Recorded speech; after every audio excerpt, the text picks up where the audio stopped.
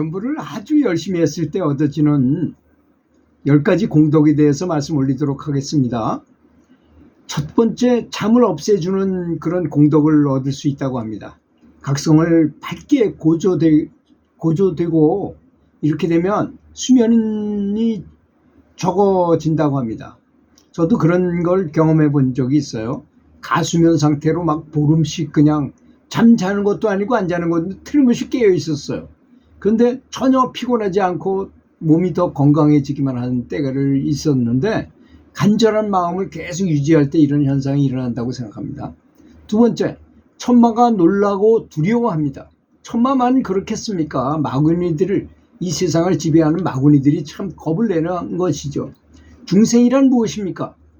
눈에 보이는 대로 행동하는 거죠. 상황이 맡아서. 도가에 보면 이런 말이 있어요. 따르면 범부요, 역하면 신선이란 말이 있어요. 세상에 나온 음식들 있는 대로 다 그냥 아무거나 막 먹고, 술도 있으면 먹고, 여자가 있으면 여자하고 사귀도 하고, 돈 벌려면 돈도 벌고, 이렇게 산다면 중생이죠. 그런데 나는 그렇게는 못 살겠다. 연부를 해서 내가 해탈을 한다든지, 참선을 한다든지, 기도를 한다든지, 뭔가 그렇게는 못 살겠다고 하는 사람이 수행자인 것입니다. 이 차이는 엄청나요. 어디서 보면 그러냐? 마구니들이 볼 때는 굉장한 거죠. 요놈들이 쇠사슬에서 빠져나갈라래? 윤회의 사슬에서 빠져나갈라는 거예요. 그 친구들은 그걸 지키는 사람들인데. 그러니까 심각하죠, 이 친구들이. 천마가 놀라서, 마구니들이 놀라서 두려워한다는 말이 이래서 그런 것입니다. 큰 소리로 불보살의 명호를 부르면 연불삼매를 얻게 됩니다.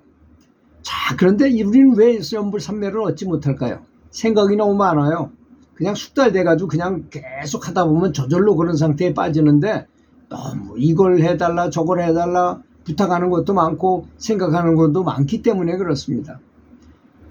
우리가 걸음을 걸을 때 내가 지금 걷고 있다는 생각할 필요가 있습니까? 그렇잖아요. 워낙 숙달이 돼 있으니까. 그런 거 비슷한 것입니다. 그런 정도까지 연불이 완전히 몸에 익도록 해야 된다는 것이 첫 번째 조건이라고 생각합니다. 그렇게 되면, 연불삼매를 얻게 되면 온갖 번뇌가 사라지고 마음을 움직이지 않기 때문에 번뇌, 즉 마가 생기지 않는다는 것입니다. 세 번째, 연불 소리가 온 시방에 두루 울리는 공덕이 있습니다. 연불은 묘한 음악이므로 연불 소리는 자신의 세포 속에 수많은 신경과 모든 전신세포들을 진동시키고 공간을 진동시켜서 기혈을 원활하게 돌게 하고 주위 사람들에게도 음파로 전달되어서 큰 감동을 주며 마음을 가라앉게 해줍니다.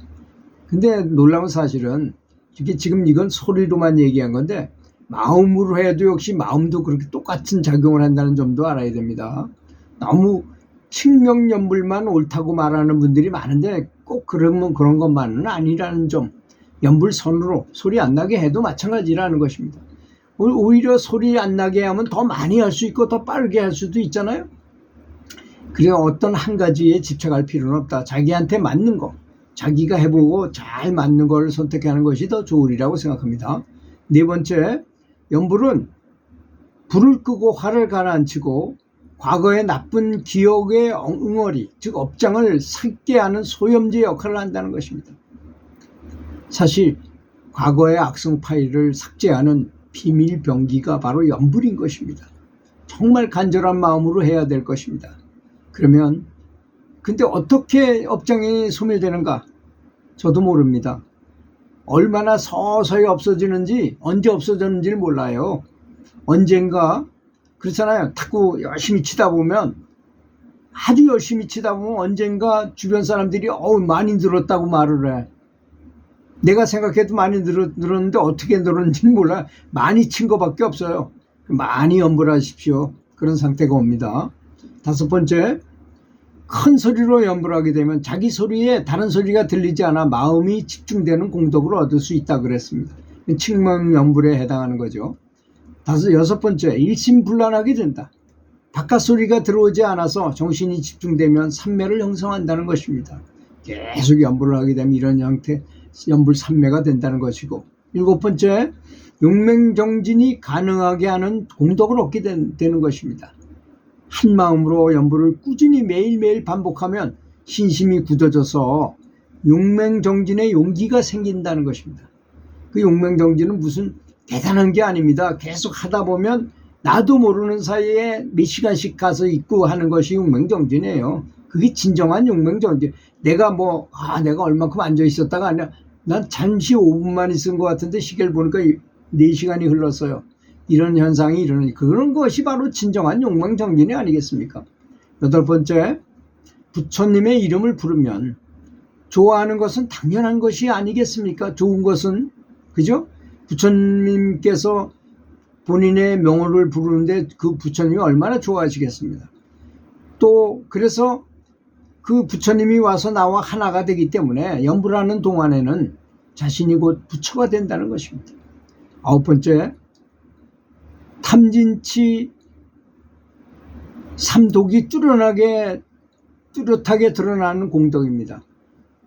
욕심이 잠을 자게 되면, 욕심이 줄어들게 되면 베푸는 마음이 생겨납니다.